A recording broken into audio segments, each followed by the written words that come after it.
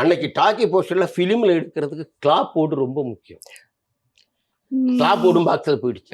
அது எதுக்குன்னா எடிட்டர் வந்து அந்த ஷார்ட்டு என்ன ஷார்ட்டுங்கிறது ஃபிலிமில் ஃபஸ்ட்டு இருக்கும். Number, shot number, take number எல்லாமே அதில் இருக்கும். Scene number, shot number, take number இருக்கும்.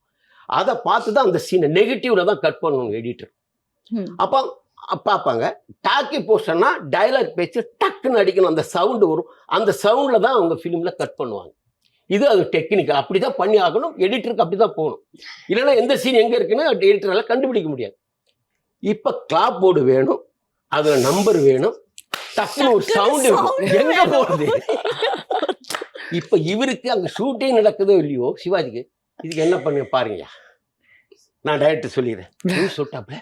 டைரக்டர் சார் கட்சி படித்து அப்படியே தலையே என்ன ஆச்சு, என்ன அப்படின்னாரு. சார் எல்லாத்தையும் மிஸ் பண்ணுறா, அவரையும் டென்ஷன் படுத்தி விட்டாப்புல சந்தானபாணி சாரையும்.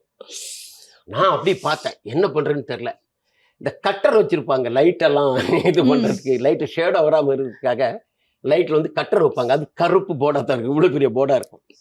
அதில் சாக் பீஸை வாங்கி ராஜ்கமல் ஃபிலிம் இன்டர்நேஷ்னல், கடமை கண்ணியன் கட்டுப்பாடு, shot, scene number, shot number எல்லாம் வச்சு எழுதிட்டு இவ்வளோ பெரிய கட்டரை தூக்கிட்டு போகிறேன். அங்கே வந்து கேமராவில் அவ்வளோதான் தெரியணும். அது எவ்வளோ பெருசாக இருக்குன்னு பிரச்சனை இல்லை.